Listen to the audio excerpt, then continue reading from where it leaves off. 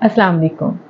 मेरा नाम अस्मा है और बाय प्रोफेशन मैं एक एडवोकेट हूँ और आज मैं आप लोगों के साथ एक टॉपिक पे बात करने जा रही हूँ। टॉपिक बड़ा कॉमन है और आजकल हर बंदा फेस कर रहा है इस मसले को कि बढ़ती हुई जो महंगाई है उससे आपका लाइफ का जो सर्कल है वो डैमेज हो रहा है, इफेक्ट हो रहा है और हर शोबे के लोग इस चीज़ से वाकिफ़ हैं कि वो सफ़र कर रहे हैं, सिवाय ब्यूरोक्रेट्स के। और ये जो जितने भी ब्यूरोक्रेट्स हैं, सरकारी मुलाजमीन हैं, वो काफ़ी हद तक फ़ायदे में हैं। वो इस लिहाज से कि उनके जो हैं बेनिफिट्स उनको मिल रहे हैं, उनको सारी चीज़ें मिल रही हैं, तो लिहाजा उनसे अगर आप आलू प्याज का भाव भी पूछेंगे तो शायद उनको वो भी नहीं पता होगा।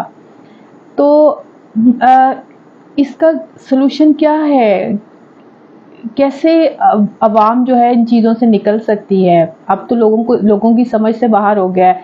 फ्यूल इतना महंगा हो गया है, आपके रोज़मर्रा की जो चीज़ें हैं वो बेहद महंगी हो गई हैं और चीज़ें कंट्रोल से बाहर हो गई हैं। आपके जो कमाई का जो है लेवल वो वहीं का वहीं है।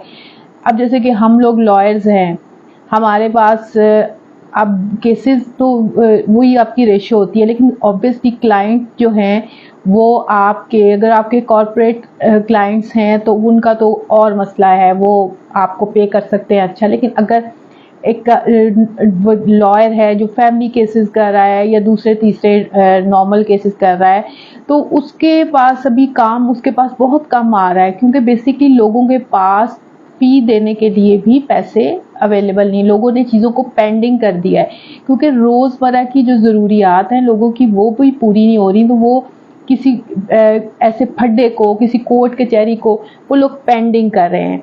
उसकी वजह ये है कि ज़ाहिर बात है उनके पास पैसे नहीं हैं।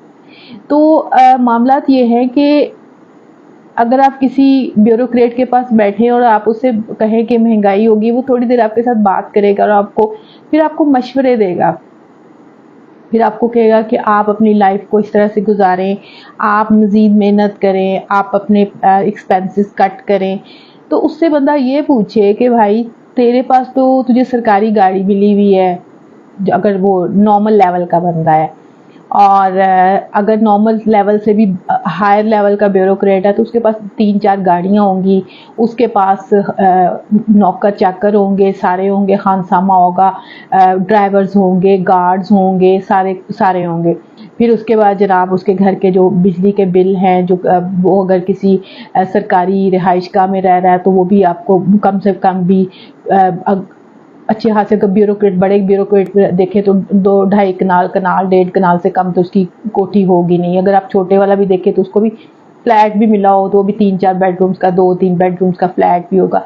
आजकल के ज़माने में ये सारा कुछ होना और फ्री में होना, और नॉमिनल से उनकी इनकम से वो पैसे कटते हैं रेंट के, अगर आप उनका पूरा ब्रेकअप देखें, और बिजली का भी उनका फ्री है, और बाकी अगर माशाल्लाह से वो किसी अच्छी पोस्ट पे हैं तो फिर बाकी अल्लाह का करम भी होता है। काफ़ी लोग कहते हैं जी हम लोग जो हैं वो रिश्वत नहीं लेते, हम लोग ऐसे काम नहीं करते।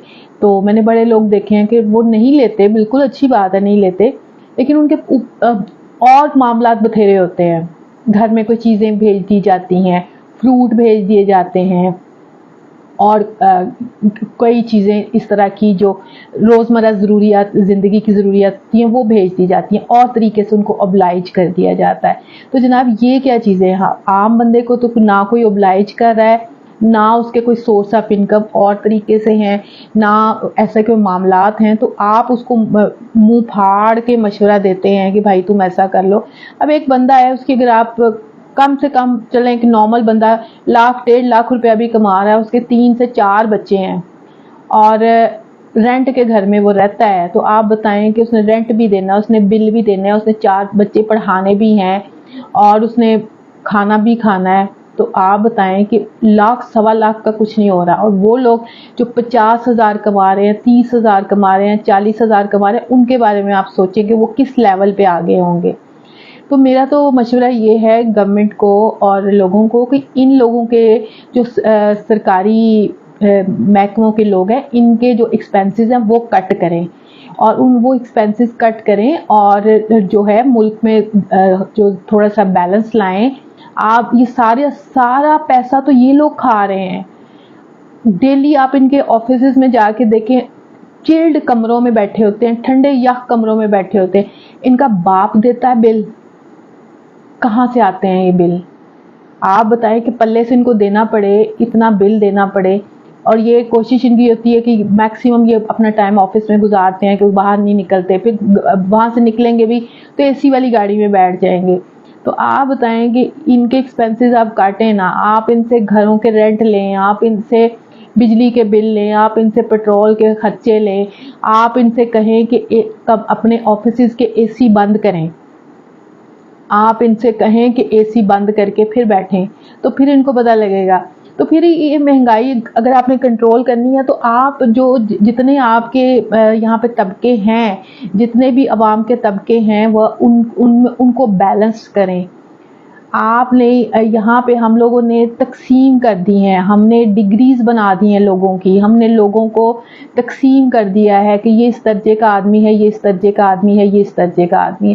آپ درجات کو ختم کریں, آپ سب کو ایک لیول پہ لے کے آئیں. آپ یہ پرائیویٹ اسکول بند کریں, پرائیویٹ کالج بند کریں, آپ ایک گورنمنٹ کالج اور گورنمنٹ اسکول رکھیں تاکہ سب کی ایک جیسی تعلیم و تربیت ہو, ایک جیسی زندگی ہو, اور سب کو پتا ہو کہ ہم نے یہ کرنا ہے. اگر آپ اس طرح سے کریں گے تو آپ کی اکانومی تبھی بہتر ہو سکتی ہے. اگر آپ یونیفارمٹی نہیں لائیں گے, ایکویلٹی نہیں لائیں گے, تو یہاں پہ کچھ بدلنے والا نہیں ہے. کیونکہ ایک بندہ اے سی میں بیٹھا ہوا ہے سرکاری بابو, تو اس کو کیا تکلیف ہے کہ وہ سوچے اور وہ کوئی ریفارمز بنائے یا کچھ بنائے؟ اس نے تو جو کرنا ہے وہی کرنا ہے. آپ یقین مانیں کہ کبھی آپ جا کے بڑے افسروں کے کراکریز دیکھیں جن میں ان کو چائے سرو کی جاتی ہے, تو حیران رہ جائیں گے کہ یہ ان کے ابا نے دی ہے ان کو. اے سی میں بیٹھے ہوتے ان کے کمرے دیکھیں آپ, ان کی چیزیں دیکھیں آپ, ان کا رہن سہن دیکھیں آپ, وہ ان کے نخرے دیکھیں آپ. تو نخرے وہ کہاں سے پورے ہوتے ہیں؟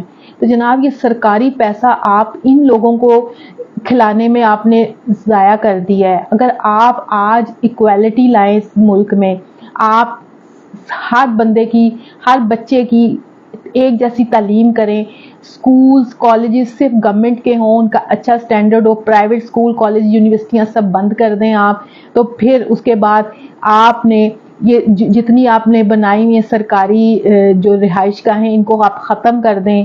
آپ سمپل ہر بندے کو, یہ بھی سیلری لیتے ہیں نا, تو ان کو کہیں نا اپنے گھر بنائیں, یا اپنے گھر نہیں بناتے آپ تو آپ رینٹ پہ رہیں گے, تو آپ کو پتہ چلے گا, پھر انسانیت آئے گی ان میں, پھر ان کو پتہ چلے گا کہ انسان کیسے زندہ رہتا ہے, کیسے وہ لوگ سروائیو کر رہے ہیں جو سڑکوں پہ روتے پھر رہے ہیں, جو پٹتے پھر رہے ہیں کہ جناب ہمارے پاس پیسے نہیں ہیں, خودکشیاں ہو رہی ہیں. کیوں ہو رہی ہیں؟ یہ بیسیکلی آپ نے یہاں پہ مساوات, ایکویلٹی, جو اسلام کے اصول ہیں نا وہ ختم کر دیے ہیں آپ نے.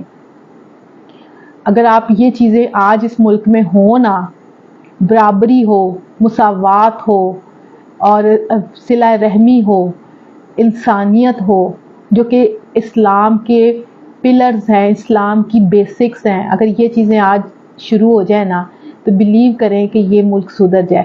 ہم لوگ سمپل یہی کہ انہیں برقع نہیں پایا, انہیں ٹوپی نہیں پائی, ہم تو سمپل برقعے, شلواروں, قمیضوں کے سائزوں میں اور انہی چیزوں میں پھنس کے نا ہم لوگ رہ گئے ہیں. ہم اس سے آگے گئے ہی نہیں, ہم تو انہی چیزوں میں پھنسے ہوئے ہیں. ہم لوگ اس چیز میں نہیں پھنسے ہوئے کہ جو اسلام کے بنیادی اصول ہیں وہ کیا ہیں. آج آپ برابری لے کر آئیں, آج آپ ہر طبقے کو ایک بنائیں, تو اس ملک میں مہنگائی ختم ہو جائے گی. ہر چیز انسان, یہاں پہ جو بھی افسران ہیں وہ اپنے آپ کو انسان سمجھیں گے تو ہی ریفارمز بنائیں گے, تو ہی اس ملک میں ریفارمز ہوں گی, تو ہی یہ ملک بہتر ہوگا, ادروائز نہیں بہتر ہو سکتا. اگر آپ غریب کے لیے کچھ اور سوچتے ہیں, امیر کے لیے کچھ اور سوچتے ہیں, تو پھر ہو گیا. آپ خلفائے راشدین کی لائف سٹوریز دیکھیں, ان کو دیکھیں کہ وہ بھی, ان کے پاس بھی طاقت تھی, پر ان کے پیوند لگے ہوئے کپڑے تھے, اور اینٹوں کے سرحانوں, اینٹ سر کے نیچے رکھ کے وہ سوتے تھے. تو وہ اگر آج وہ چیز ہو, اسلام نے تب اس وجہ سے ترقی کی کہ اس وقت برابری تھی, اس وقت اسلام میں سب سے بڑا اصول برابری بنایا گیا تھا. تو آپ بھی اس پہ عمل کریں.